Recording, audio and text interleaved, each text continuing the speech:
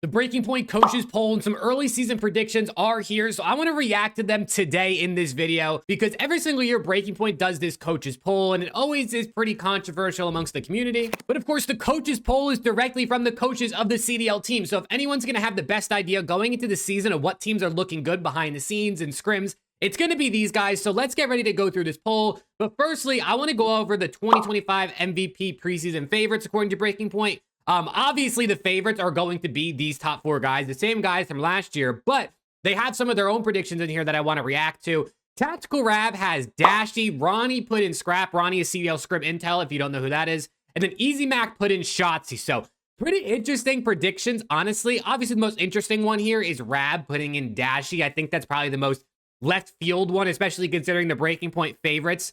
Dashy isn't listed as one of the favorites, right? So I definitely think that's interesting. My prediction was Shotzi. I do think Scrap. I do think Simp. I do think Hydra could win this. But Dashy getting a shout from Rab is pretty interesting. Well, we'll see what he could do. I think for an AR player to win this year, it's going to be pretty tough, given the fast-paced nature of BO6 and just how impactful subs tend to be on the map. But let's talk about the Breaking Point coaches poll. So if you guys don't know how this works, essentially, they asked the coaches from all 12 teams to rank the other 11 teams 1 through 11. And then the teams get points based on where they get put. And then they total up all the points from all the coaches. And then it essentially gives you your total points, which gives you your official preseason power rankings according to the coaches.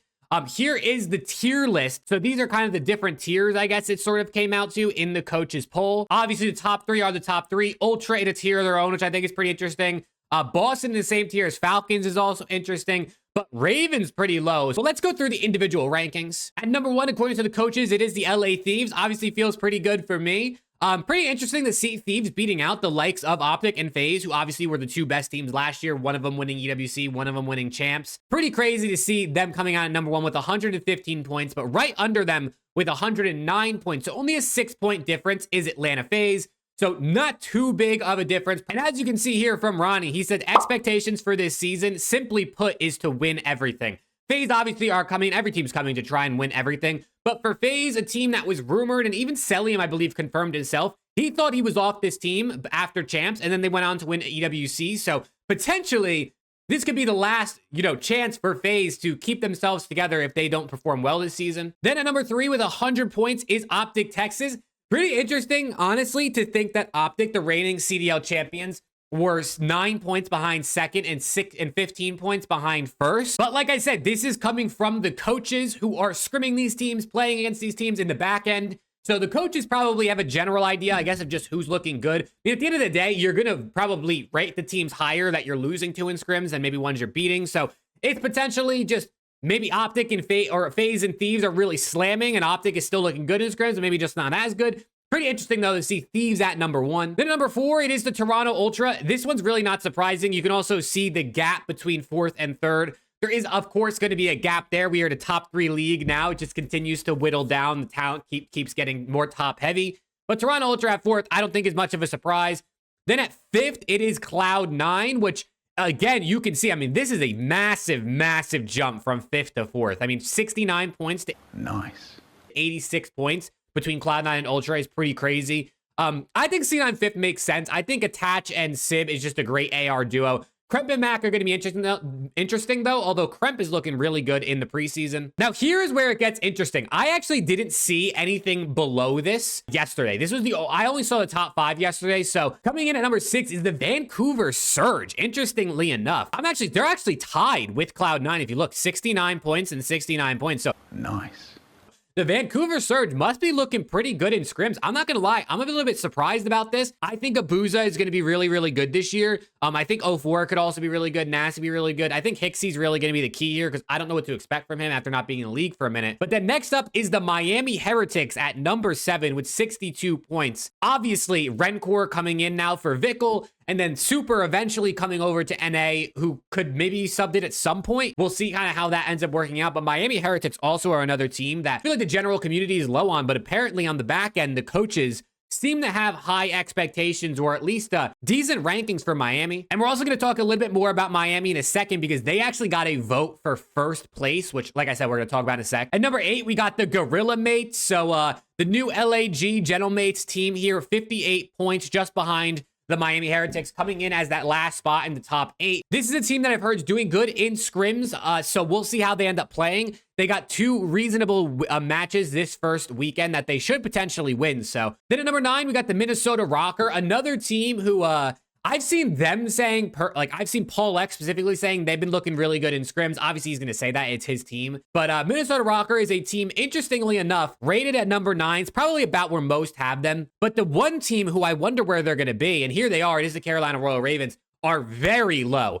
I think a lot of people probably had Ravens sitting around that 6 or 7 mark, I think I had them at 7 in my preseason power rankings. So to see the coaches putting them at 10 must look like the Ravens are not doing too hot in scrims and behind the scenes. So Ravens are a team that I think are going to be interesting to watch this year. And then Boston Breach at number 11 to no surprise. And then Falcons at number 12 to no surprise. And they only got 11 points, which means every single team put them 11th, right? Because they got 1 point from each team that voted for them, which is, yeah, I mean, it's pretty interesting. Also, here are the coaches if you want to see who actually voted. But the thing that I actually wanted to touch on, because this is what I was talking about earlier, is Easy Mac tweeted out that only 3 teams got first place votes. LAT got 6, which makes sense because they were the first place team. FaZe got 5, which makes sense because they came in second. But Miami got a first place vote, which is insane. Number 1, OpTic didn't get a first place vote. That means not a single coaching staff in the league thought OpTic looked like the best team heading into the year, which is pretty interesting. But Miami getting a first place vote, and they got 3 votes inside the top 4, 5 votes for 8th or 9th, is super interesting because I doubt they could vote for their own team, right? Like, you were supposed to rate these 1 through 11, not 1 through 12. So that means you're not voting for your own team. So it's not like the Miami Heretics coaches voted them number 1. Someone out there, one of these teams, played their scrims right now and goes into the season thinking Miami looks like the best team. So whoever this is likely getting slammed by Miami in scrims. I don't have any idea who this could be. I mean, maybe it's like Falcons because they just got here and they maybe haven't played enough people and they played Miami recently and got cooked. Who really knows? But Miami getting a first place vote over OpTic Texas, especially being as they're the reigning champions, is crazy. And you can kind of see a breakdown of the top 4 here. As Easy Mac says, Toronto could be close to the big 3. Definitely, I think Toronto is closer to the top 3, honestly, than maybe the rest of the teams. I think Toronto's a pretty talented team, but to kind of see how this goes, I mean, LA Thieves basically only getting 1 third place vote and nothing worse. The only team to not get a 4th place vote or worse. It's pretty interesting. So LAT kind of consensus looked at, I think, as the best team amongst the league right now. Obviously, with all that being said, I mean, the league and the matches are coming pretty soon here, coming this weekend. I'm going to be watch party here on the channel if you want to hang out and watch all weekend long with me. But this is interesting, man. Let me know who you think is the number 1 team down below. And also, let me know who you think voted for Miami number 1. I think that's crazy. But if you enjoyed the video, drop a like, sub to the channel, road to 7K before 2025, and hopefully I'll see you all in the next one.